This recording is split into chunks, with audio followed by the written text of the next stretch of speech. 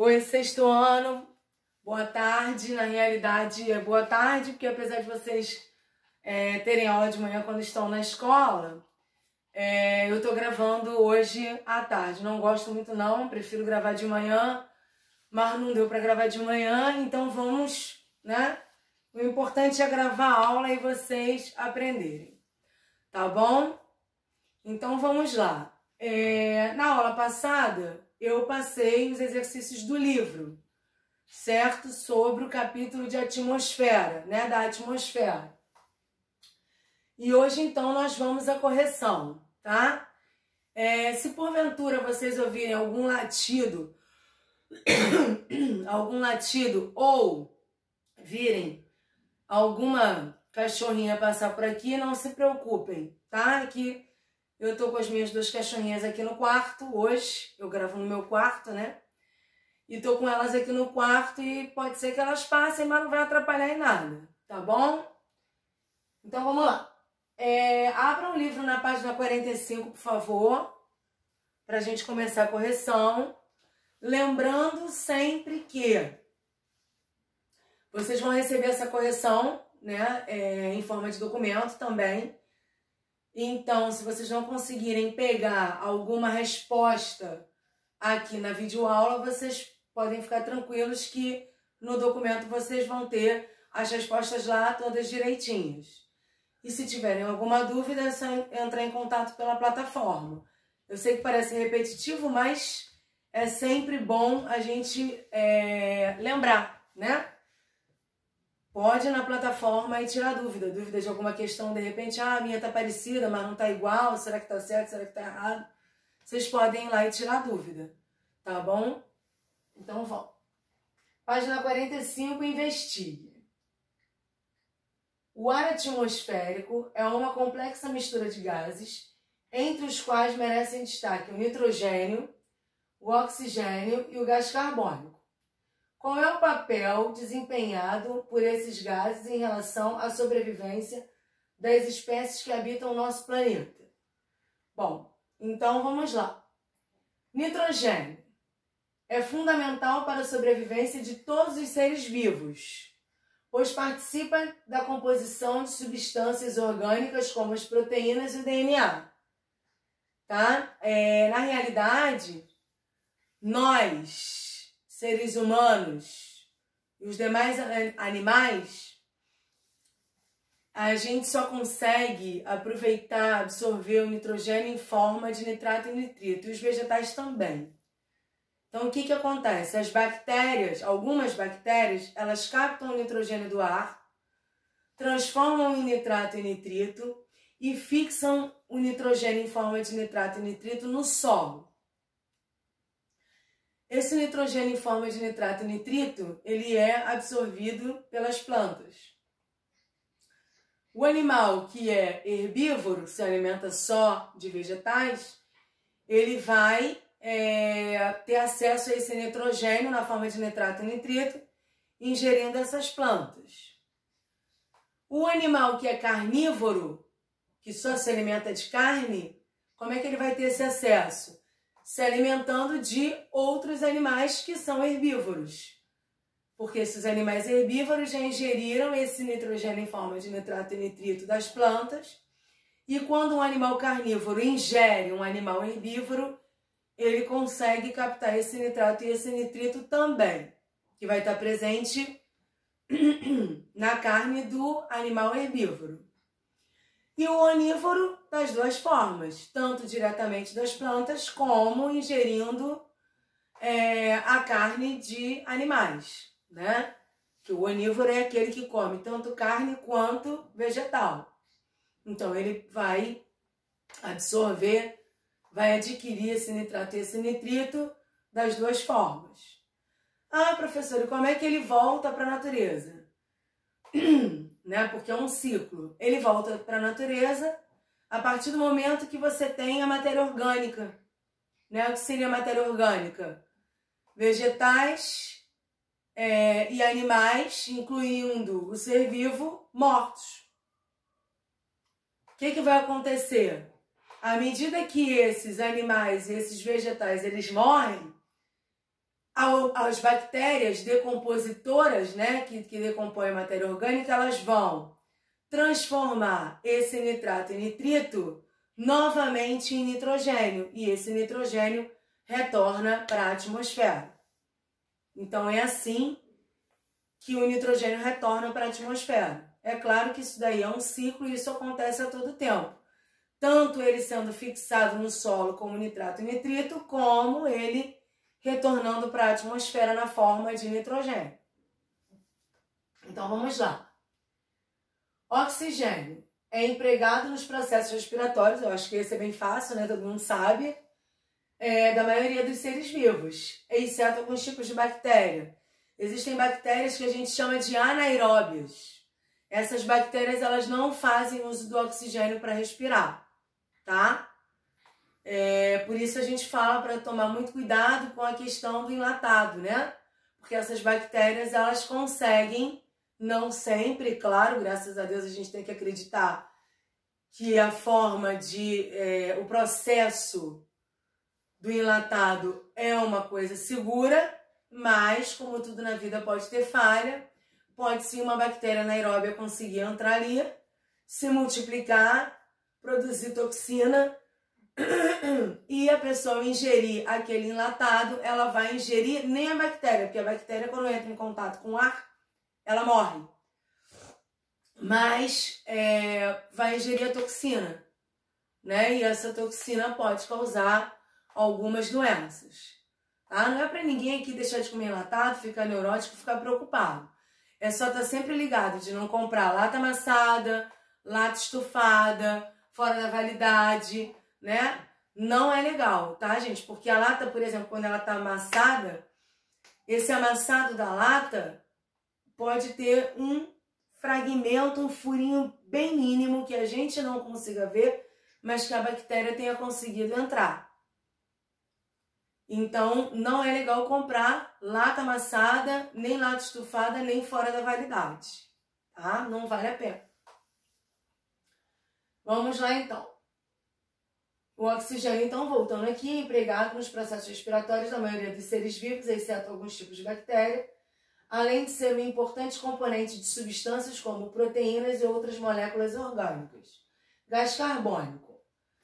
Fotossíntese. Quando a gente fala em gás carbônico, automaticamente a gente tem que pensar em fotossíntese, tá? Processo pelo qual as plantas produzem o seu próprio alimento, com auxílio, além do gás carbônico, da luz do sol e da água. E aí, o que acontece? A planta vai absorver o gás carbônico e vai eliminar o oxigênio.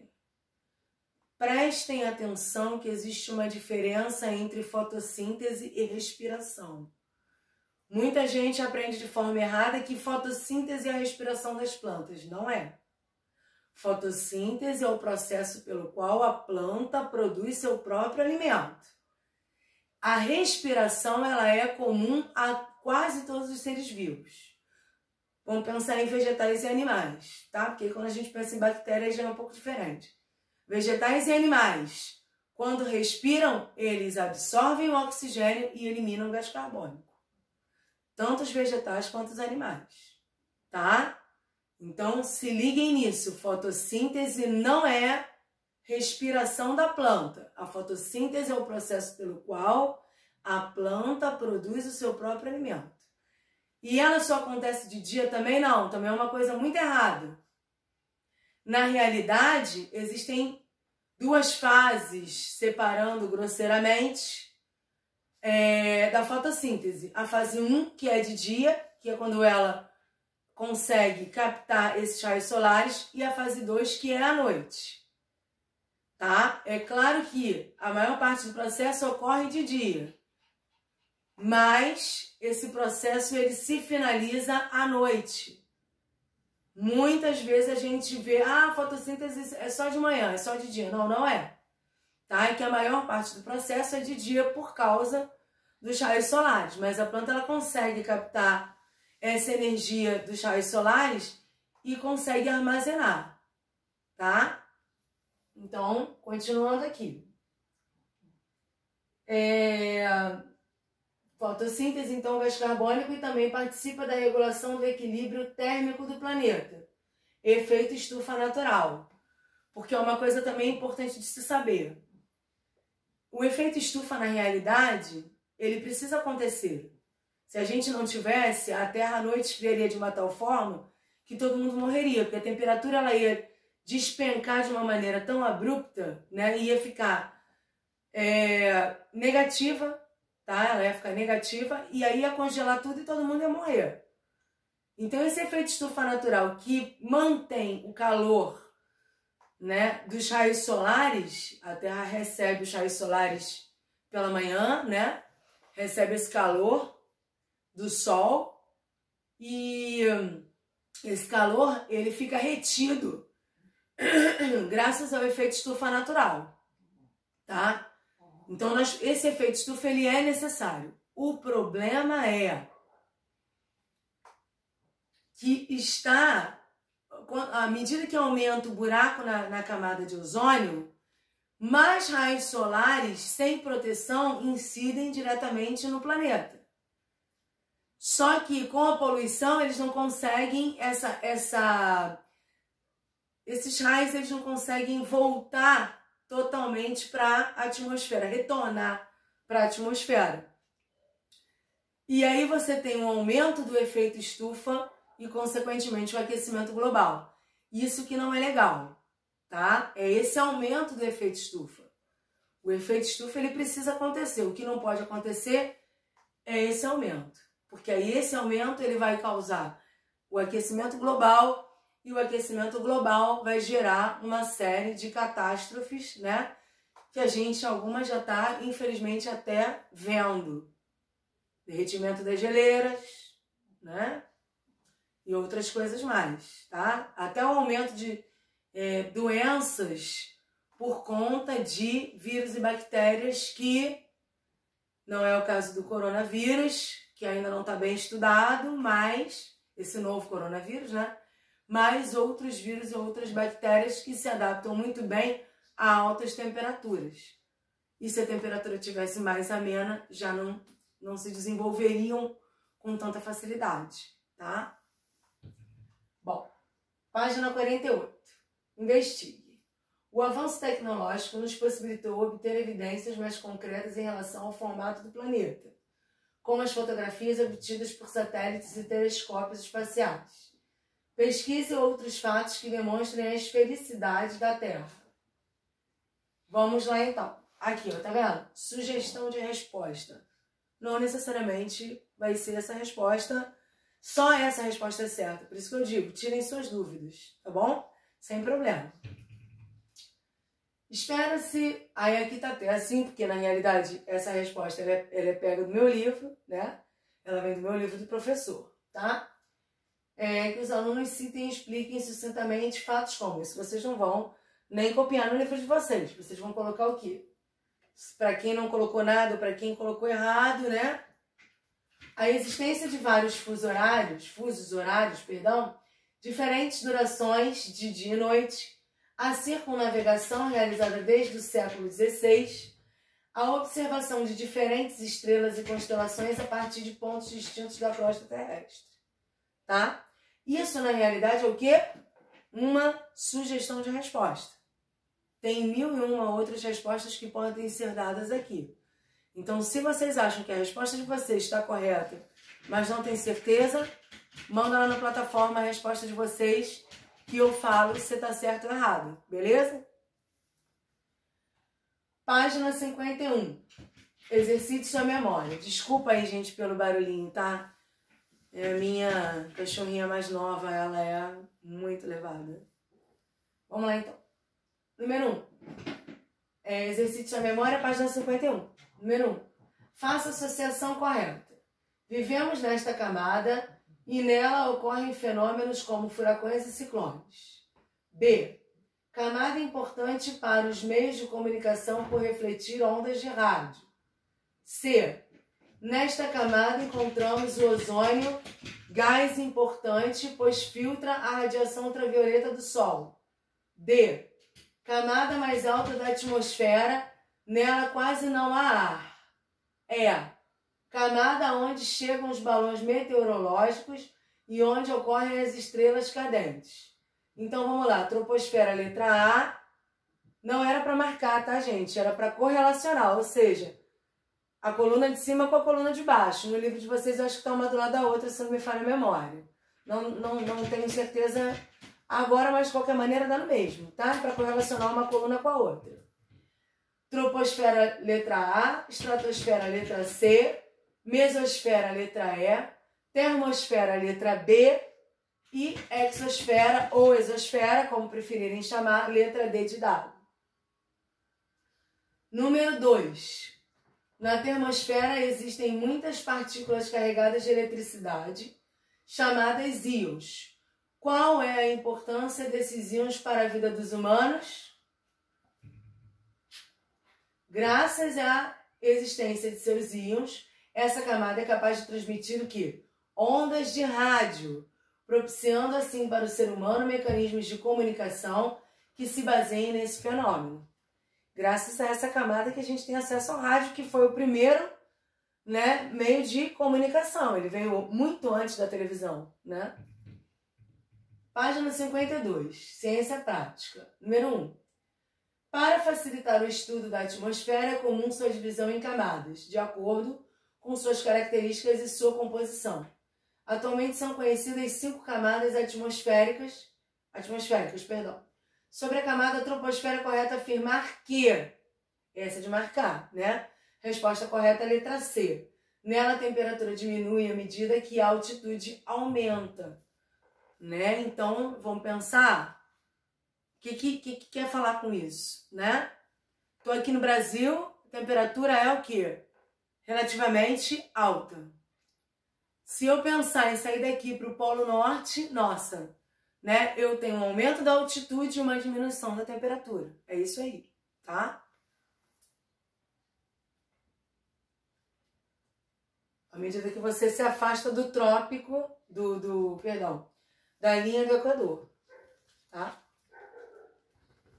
Página 53, número 2. Definir o que não vemos costuma ser algo difícil. Com o ar não é diferente. Mas, embora não possamos vê-lo, somos capazes de sentir sua presença ao nosso redor. Ele é uma mistura de diferentes gases que formam uma espécie de capa gasosa ao redor do planeta. Sobre esse material fundamental à nossa existência, analise as proposições abaixo. Ou seja, as propostas, tá? Número 1. Aqui. O gás mais abundante na atmosfera é o nitrogênio. Número 2. Como nós não respiramos o nitrogênio, esse gás não apresenta papel determinante na nossa sobrevivência. Acabei de falar que é super importante, né? Então já dá para ver que a número 2 não está correta. Número 3. Gases presentes na atmosfera em pequena quantidade são chamados de gases traços. Os principais gases traços são o oxigênio e os gases nobres. Oxigênio. Número 4. O vapor d'água presente na atmosfera é muito importante para os ecossistemas, participando da regulação do clima deles. Está correto o que se afirma em 1 e 4, né? A gente tem que prestar muita atenção. Olha aqui, número 3. Gases presentes na atmosfera em pequena quantidade são chamados de gases traços. Até aí estava correto. Isso aqui aí, olha só, os principais gases de tração. O oxigênio, não é. É gás carbônico e gases nobres. Tá? Então a gente sempre precisa ler o quê? Toda a questão. E não sair marcando. Porque nessa que a gente sai marcando, às vezes, sem ler tudo, na pressa, às vezes, né? Isso acontece com todo mundo, não é só com vocês nessa faixa etária. Conheço adulto que faz isso. Isso é perigoso. Porque numa dessa marca errado. Marca errado. Se for uma coisa valendo ponto, né? Uma questão de concurso, pronto. Já perdeu a questão de bobeira. Uma questão tão fácil, perde de bobeira. Então fica a dica aí para vocês. Então o que a gente tem aqui? Na número 2, o nitrogênio a gente viu que é importantíssimo, né? Para nossa sobrevivência também. Mesmo a gente não respirando, a gente utiliza ele no DNA, né? Nas proteínas presentes no nosso corpo. Então, número 1, o gás mais abundante na atmosfera é o nitrogênio, está correto.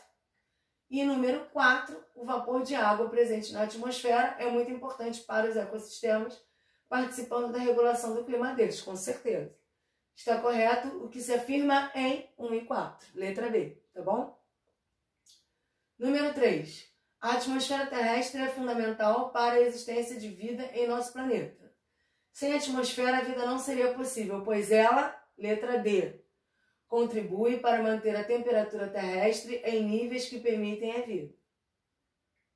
Não é só isso, né? Mas aqui era a opção, tá? É nela que tem os gases também necessários para a nossa vida, para a nossa sobrevivência. Bom, número 4. Durante um dia, temos a impressão de que o Sol nasce no leste, percorre o céu e se põe no oeste. Também no período noturno, a Lua e as estrelas aparentam realizar semelhante trajetória. Porém, na realidade, quem se move é o nosso planeta, né? Levando cerca de 24 horas para dar uma volta completa em torno de seu eixo. Movimento de rotação, né? Quando ele dá a volta completa em torno do seu próprio eixo. 24 horas, que define o dia e a noite. Conforme a imagem a seguir. Gente, peço a vocês que vejam essa imagem no livro. Imagino que vocês estejam com o livro aberto corrigindo, tá? O movimento em questão é o de... Já dei a resposta, né? Me adiantei aqui. Rotação, que explica a sucessão dos dias e das noites, tá? Se fosse em torno do Sol, seria translação. Mas aqui ele está pedindo em torno do próprio eixo. Então, é rotação. Página 54, número 5. É a camada onde se localizam os ventos adequados para o voo de aviões e também a camada de ozônio, responsável por proteger a Terra contra a radiação ultravioleta do Sol. Estamos falando da estratosfera, letra A. Número 6. A América do Sul corresponde a uma fração do continente americano. É composta por 12 países e abriga cerca de 6% da população mundial. É uma região dotada de vastos recursos naturais. A tabela a seguir reúne algumas das capitais de países sul-americanos e suas respectivas altitudes. Analise atentamente, vídeo e tabela no livro, tá? Olhem aí que no livro, na página, deixa eu voltar, 54, vocês vão ver a tabela aí na questão 6. A capital onde o ar é mais rarefeito é olhar o mapa dessa página. Vocês teriam que olhar a tabela e o mapa para poder fazer a comparação e responder, tá? Não, isso aí não é chutado, não é inventado, nada disso. Tinha que olhar o mapa e comparar com a tabela. Letra B, La Paz, que é a capital da Bolívia, né?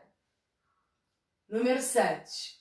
A maior parte dos fenômenos meteorológicos, como as chuvas, os ventos e os deslocamentos de massas de ar, ocorrem na, letra B, troposfera. Número 8. A adaptação dos integrantes da Seleção Brasileira de Futebol à altitude de La Paz. Olha a resposta aí daquela questão. Foi muito comentada em 1995, por ocasião de um torneio, como pode ser lido no seguinte texto. A seleção brasileira embarca hoje para La Paz, capital da Bolívia, situada a 3.700 metros de altitude, ou seja, uma grande altitude, onde disputará o torneio Interamérica. A adaptação deverá ocorrer em um prazo de 10 dias aproximadamente. O organismo humano em altitudes, tá? Eu vou corrigir aqui, não é atitude não, é altitudes elevadas, necessita desse tempo para se adaptar, evitando-se assim risco de um colapso circulatório.